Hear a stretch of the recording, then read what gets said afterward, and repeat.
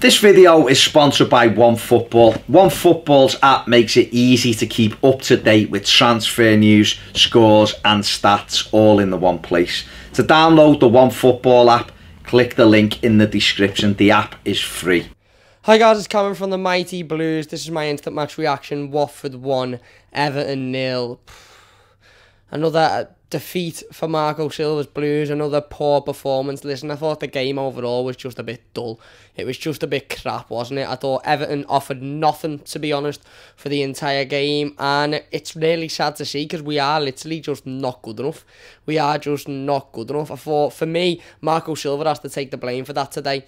He really does. I've stood by Silva and said, you know, the players haven't been playing good enough. You know, they're not showing heart, they're not showing passion. For me today, Marco Silva has to take the blame for that. I don't know why he bothered changing the team, and I certainly don't know why he bothered playing Gylfi Sigurdsson and Cenk Tosun and Richarlison as a front three, knowing full well that that front three offers absolutely no pace at all. And that's what, you know, at the end of the day, that's why we didn't create any suffice chances today. That's why we didn't really look like getting involved in the game, because we didn't have any pace up front. For me, I think the midfield three played really, really well together. I think Davis, Gomez and Garner were playing well, but what Marco Silva done was he ruined that midfield three by taking Andre Gomez out of it and putting Theo Walcott on. Now listen, I don't particularly think Theo Walcott had an awful game when he come on, but if you're going to make that substitution, it has to be man for man. You've got Richarlison there, who didn't do anything in the game at all. You've got Gylfi Sigurdsson there, who again ghosted the game.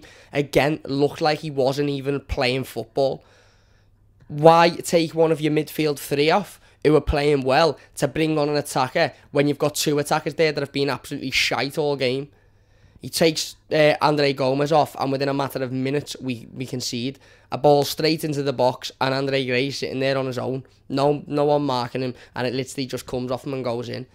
I think Marco has to take the blame for that today. I think the team selection was really, really strange. You know, I was sitting there before the game, and obviously the team got announced, and the Everton admin didn't put it in any sort of formation, and you know, all fans on Twitter were trying to figure out what sort of formation it was, and I was thinking, you know what, I don't care if I don't know, I don't care if the Everton admin doesn't know, but please let them 11 players on the pitch understand the type of formation that Marco Silva's wanting to play.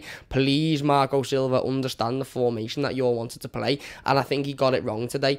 I think, listen, I don't mind playing the diamond. I don't mind having Gylfi, Gomez, Garner and Tom Davies in the same team, but you need to have pace up front. And I'm sorry, but Cenk Tosun doesn't bring enough pace for me. You know, you've just seen a game of Cenk Tosun there where I don't think he was particularly awful, but he had a couple of really decent chances that he should score, and he didn't. The one at the end, granted it's offside, is an absolute sitter. He doesn't know it's offside because he spends 30 seconds after it with his head in his hands. It's an absolutely shocking miss. And I think overall today, the game in itself was really, really boring and really, really dull, but Everton's performance was just so uninspiring and so poor, and it's horrible to see, because that is just what we are now. We just are a floating team in the middle of the Premier League, not threatening anyone really. I mean, when we go away to teams like Watford, it's fucking Watford. We should have been winning that game all day long, no matter what formation you play, no matter what players you play. The players should have been good enough to get 3 points today, and we didn't. The game was boring in itself. He makes a silly substitution. We can see the goal, and then that was it. You know, Calvert-Lewin, I love Calvert-Lewin. I'm a massive fan of him, and I think he should have started the game. But when he come on, he had two really, really good opportunities, two really, really good headers, and he puts them straight at Ben Foster. Kurt Zouma in the first half has a really good header. Nobody marking him. He's free. How many times do we see Everton concede from balls into the box where players are standing around and not being marked? We have an opportunity where one of our players is standing in the box, not marked, and he heads it straight at Ben Foster. I just think we were really poor today. Listen, I think the likes of John Joe Kenny, Tom Davies, I thought he played well. Garner, I thought played well as well. But for me, it's down to Marco Silva today. I think he started off with a team that had absolutely no pace up front in it, and a team that you knew from the off were going to struggle to create anything because we didn't have any pace. Because trying to knock the ball past and run onto it with players that don't really have much pace, with Richarlison, who's just throwing himself on the floor every 2 minutes, it's not going to work. And then, I wasn't totally against the idea of Theo Walcott coming on. I think Theo's been awful in the last couple of weeks, but I don't think he was particularly too bad today. But you have to make a like-for-like substitution. Rag Gylfi off, he was shite. Rag Richarlison off, he was shite. What's the point in taking one of the midfield three off, putting Walcott on, and then 5 minutes later taking Sigurdsson and Richarlison off? If you had the plan to take Sigurdsson and Richarlison off, take them off for Walcott. Don't disturb that midfield.